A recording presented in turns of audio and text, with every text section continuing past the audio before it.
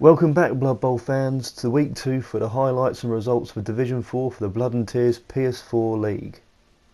First up is a top of the table clash between Teddy Tom's Burning Knucklers, the human team that are top at the moment, versus Groovy 1916's OFMC, the Norse team.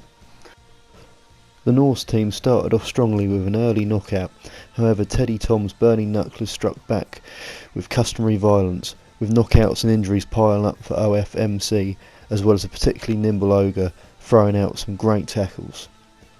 This led to a gap opening up on the right flank, resulting in the human thrower counter-punch moving up towards the touchline with support from his blitzers.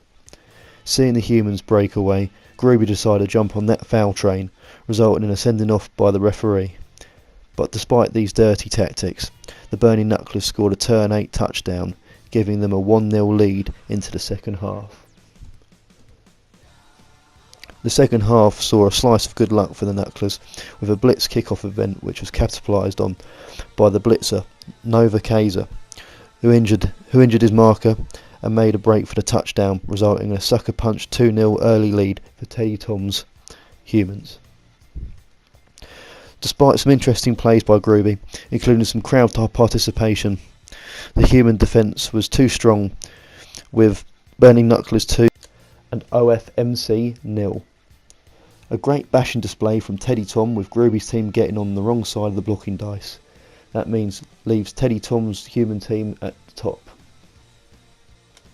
The next game was a tight affair between Bortbot's Orcs, the Pain Boys, and YNC's Great Balls of Fire, with both teams burning through their re-rolls like there was no tomorrow due to some horrendous luck on both sides. Both coaches had to be cautious. However, a bad block by the dwarf Sagguard saw him hit the dirt with an injury, missing the next game with a smashed hand. A quick pass to the Orc blitzer saw the Pain Boys break towards the touchline on the left flank. However, Bortbot's wizard cast a fireball which knocked a few of the balls of fire to the floor but caused no injuries to them.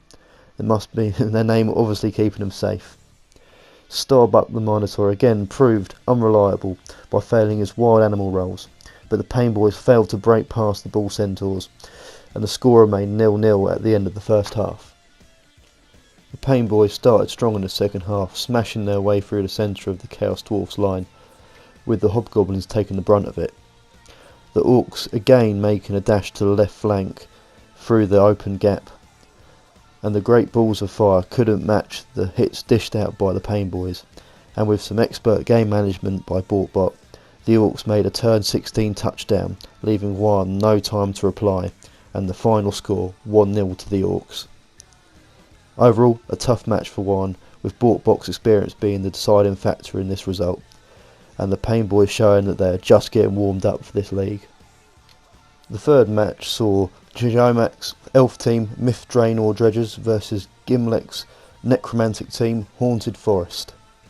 Prepare yourselves for a filthy match, and I don't just mean that because there are zombies everywhere, with Gimlec riding that foul train right from the start, killing an elf who was then saved by an apothecary roll, but the ref accepted a bribe not to send the fouling player off.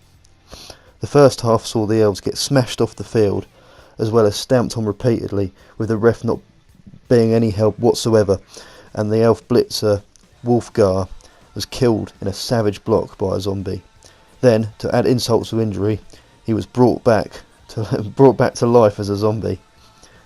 The severe lack of players towards the end of the first half for the elves saw the march of the undead towards the touchline result in a turn 8 touchdown.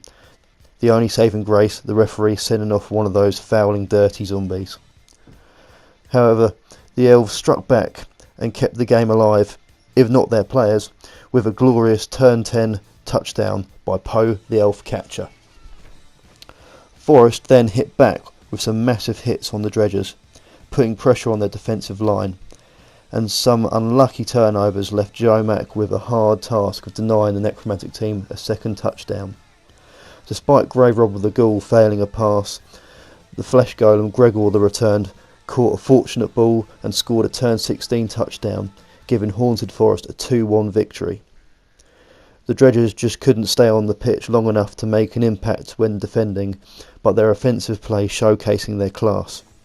whilst Gimleck showed that never say die attitude with yet another turn 16 touchdown, giving him a second victory out of 2. The last match of the week saw Kaz's Darkblade 34 versus Sheds on Fire Nordland Blitzes. The Dark Elves started on the offensive, managing to break through the human lines, but great defensive work by the Blitzers and an attempt to stall gave the humans a chance to scoop up the ball from their own touchline and score a turn 8 touchdown, giving them a 1-0 lead into the second half. The Nordland Blitzers started strong, but some excellent defensive play by Darkblade 34 made it difficult for the humans. However, a nervy couple of go-for-it rolls gave them a turn 12 touchdown by Gerald Kartoffen, making it 2-0 to the Blitzers.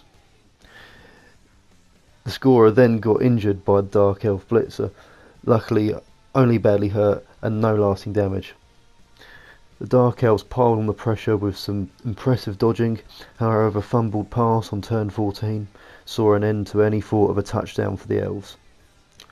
With 2-0 the final result, Darkblade 34 are unlucky not to score and are not far off from getting a win, with just some bad luck making the difference. After the second week of fixtures, the standings are as follows.